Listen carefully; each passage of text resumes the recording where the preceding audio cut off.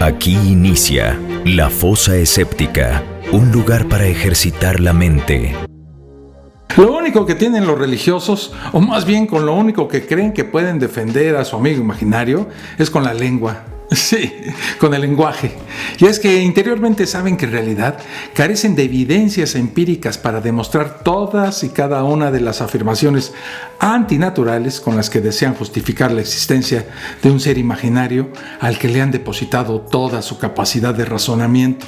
De hecho, su base principal es solamente lo que está escrito en un libro al que le han puesto la categoría de sagrado y también de incuestionable. Pues sí, todos los borregos que integran las múltiples religiones que han existido y que existen dependen única y exclusivamente del lenguaje. Y básicamente sus argumentos se resumen en esto: lo creo porque lo dijo fulanito. Debido a esto, la religión se ha visto siempre en la necesidad de usar el lenguaje y explotarlo hasta el límite e incluso, en la mayoría de las ocasiones, rebasarlo, agotarlo, exprimirlo, masticarlo, retorcerlo y tragarlo. Esto lo he visto y lo sigo viendo en religiosos, cuando estos, por ejemplo, para sostener sus creencias, hacen malabares con las palabras en un intento de darle la vuelta a su significado, para así poder, supuestamente, demostrar que no están adorando a un ser imaginario, sino a alguien que vive, los mira, los escucha e interactúa en su favor. Sus argumentos están totalmente desgastados de tanto usarlos. Y si ustedes se fijan bien, siempre son los mismos. Por ejemplo, se pasan el tiempo criticando a la ciencia, básicamente porque la ciencia, con sus maravillosos descubrimientos, ha ido refutando todas y cada una de sus sobrenaturales aseveraciones. Como cuando, por ejemplo, critican a la evolución pensando que ésta sostiene cosas que no figuran en el supuesto plan divino. O como cuando, por otra parte, recurren al clásico y trilladísimo argumento de que eso solo es una teoría, ya que sentados en la cumbre de su gran ignorancia, piensan que el concepto teoría tiene en el ambiente científico el mismo significado y connotación que en ambientes más populares y, digamos, coloquiales. Y desconocen que para la ciencia, una teoría es el grado máximo al que puede llegar una hipótesis. Claro, luego de ser sometida al escrutinio de muchos científicos que se abalanzan sobre esta hipótesis para tratar de demostrar que no sirve. Del mismo modo, demuestran su ignorancia cuando creen que una ley tiene rango superior a una teoría en el ambiente científico. Algo que han puesto de moda últimamente esta horda de hermanos en Cristo es esa tendencia que han perfeccionado de retorcer el significado de las palabras para criticar a sus oponentes ideológicos. Como por ejemplo cuando usan como arma el término religión para aplicárselo a quienes precisamente no seguimos ninguna religión. Y me explico. Miren, pretenden jugar con la retorcida idea de afirmar que en la ciencia también se cree, como si esto fuera lo mismo que confiar en la existencia de Dios. Nada más alejado de la realidad, ya que en la ciencia, es cierto, se confía, pero no ciegamente. La confianza proviene y se basa en los resultados palpables obtenidos con la ayuda del maravilloso y siempre útil método científico, sometidos estos resultados a una constante revisión. Pues estos religiosos de quinta comparan el método científico con sus experiencias místicas y solo tienen como argumento el haber experimentado una revelación, una epifanía que les hace tener contacto con su Dios personal. No creo que haya en el mundo algo más absurdo que eso. ¿Está el conocimiento científico al mismo nivel que el supuesto conocimiento religioso? Pero por supuesto que no. En este video voy a explicarles, principalmente a los religiosos, la manipulación al que ellos someten el lenguaje con tal de explicar la existencia de un ser imaginario con el cual, en la realidad, pues no se relacionan y al cual le han entregado, como en un sacrificio azteca, su capacidad de razonar. Las palabras que usamos tienen un significado, de común acuerdo, mejor dicho, de un acuerdo social. Así es como hemos establecido dichos significados y los hemos regulado para que cuando usamos un lenguaje o un término, este signifique algo concreto y no cualquier cosa que al interlocutor se le ocurra, por mucho que lo desee creer, ¿verdad? Les voy a poner un ejemplo clásico para explicarme bien. En el momento en que usamos la palabra casa, estamos hablando o bien de un edificio para habitar o de un edificio de unos pocos pisos destinado a vivienda unifamiliar, en contrario al departamento, que en la mente pues ya significa otra cosa. Si queremos incluso concretar aún más y saber qué es una casa y cuál es la diferencia con un departamento, a lo que recurrimos es a la materia especializada en estos menesteres, la arquitectura.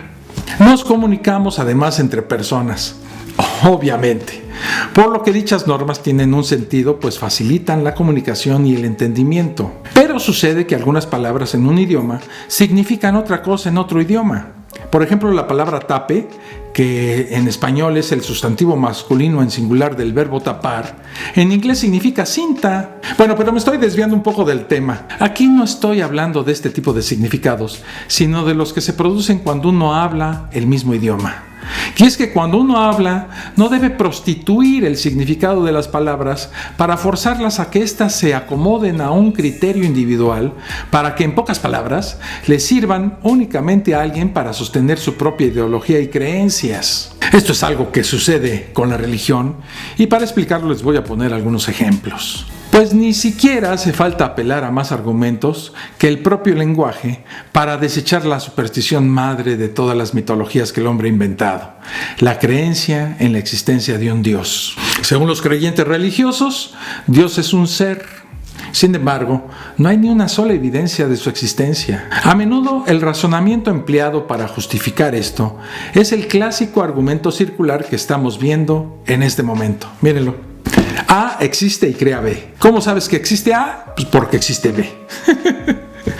¿Verdad que el ejemplo anterior apesta a argumento religioso? En otras ocasiones, el religioso ni siquiera se arriesga o cae en ambigüedades. Simplemente usa el término ente para referirse a ese personaje que él cree que existe. ¿Pero qué significa ente? Según el diccionario de la Real Academia Española de la Lengua, ente es lo que es, existe o puede existir. ¿El creyente puede acomodar esta palabra junto a su Dios? Según los siguientes puntos, no. A ver, primer punto, ¿su Dios está vivo? Bueno, pues aquí comienzan los malabares que hacen con las palabras. Describen a dicho personaje como algo o alguien dotado de vida, algo vivo. Al menos así se refieren cuando hablan de su amadísimo amigo imaginario. Esto es una desgracia para la palabra vivo, ¿verdad? Si yo fuera la palabra vivo, ya me hubiera muerto de coraje. El asunto es que este amigo imaginario debe cumplir con una serie de requisitos para ser considerado como un personaje vivo. Estos requisitos o cualidades son, pues, nacer, crecer, metabolizar, responder a estímulos externos, reproducirse y morir. Si no respetamos tales principios, cualquier cosa podría considerarse como un ser vivo, como una piedra. A ver, ¿podríamos considerar viva una piedra? Pero bueno, vamos a darle por su lado a los religiosos. Digo, solo por un momento, ¿eh? Y supongamos, por ejemplo, que aceptamos la proposición de que su amado amigo imaginario es un ser vivo. O sea, eso ya es a partir de este momento alguien. Todavía no hemos conocido, o más bien no tenemos constancia alguna, de que exista un ser que no reúna las cualidades que ya mencioné. Todos los seres vivos las poseen. Pero siguiéndonos a lo más microscópico, ya cuesta trabajo considerar, por ejemplo, que un virus sea un organismo vivo. ¿Por qué debería entonces hacerse una excepción con su amigo imaginario?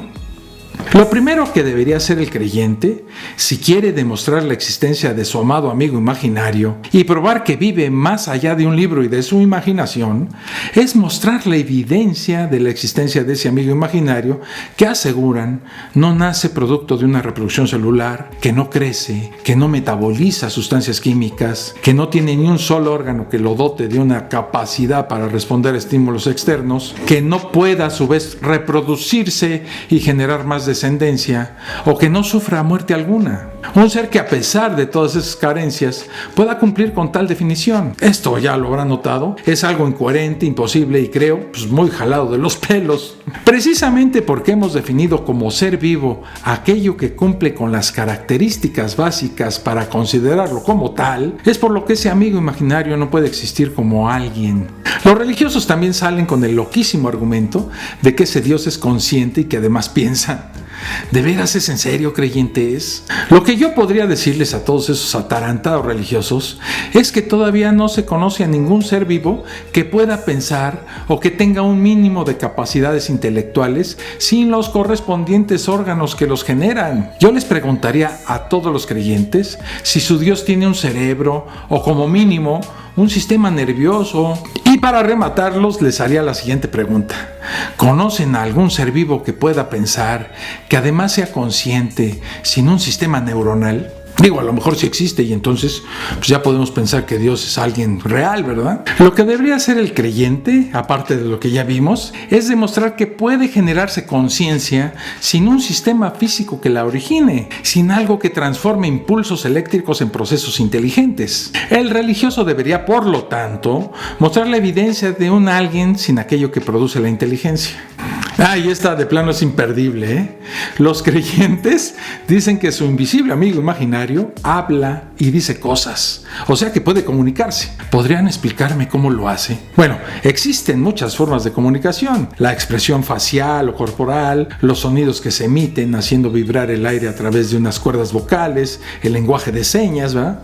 Pues bien, la única forma en la que este amado amigo imaginario pensante se comunica es a través de los sueños de aquellos que creen en él y solo a ellos, con lo cual quedaría demostrado que de existir, pues tendría el peor departamento de publicidad de la historia. Si solo se promociona entre sus fieles seguidores, ¿cómo captas nuevos fieles seguidores? Digamos, ¿cómo no se le ha ocurrido a este maravilloso ser omnisciente promoverse, pues por ejemplo, con los hindúes?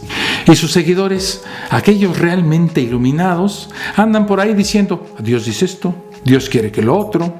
Pero, espérense, deben probar primero que ese ser realmente existe.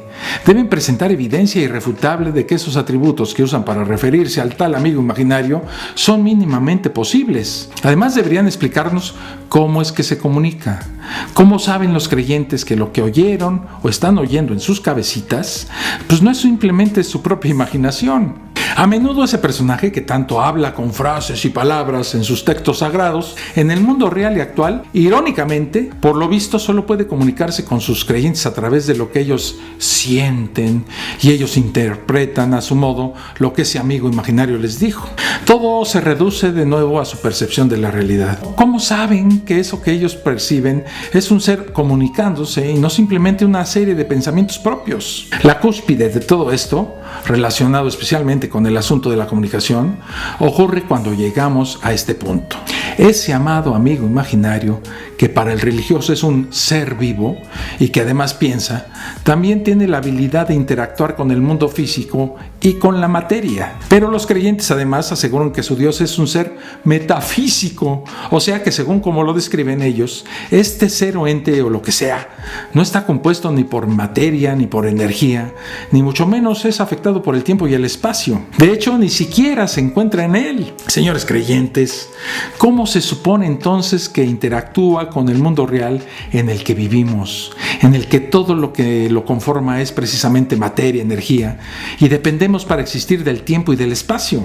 Si su amigo imaginario favorito no está formado ni por materia ni por energía, y mucho menos se encuentra dentro del tiempo y el espacio, déjenme informarles que su amigo imaginario es nada, absolutamente nada, no existe, ni tiene posibilidad de existir. Bueno, sí existe, pero solo en la mente de ustedes. Es lo que se llama una entelequia, una construcción mental que existe única y exclusivamente como un concepto abstracto y ambiguo que por su naturaleza onírica es del todo irracional y totalmente subjetivo, como también lo son el resto de personajes que la humanidad ha inventado y que han colocado en altares desde los inicios neolíticos. Y para probar lo siguiente, les sugiero que le pregunten a algunos fieles creyentes católicos esto: ¿qué es Dios?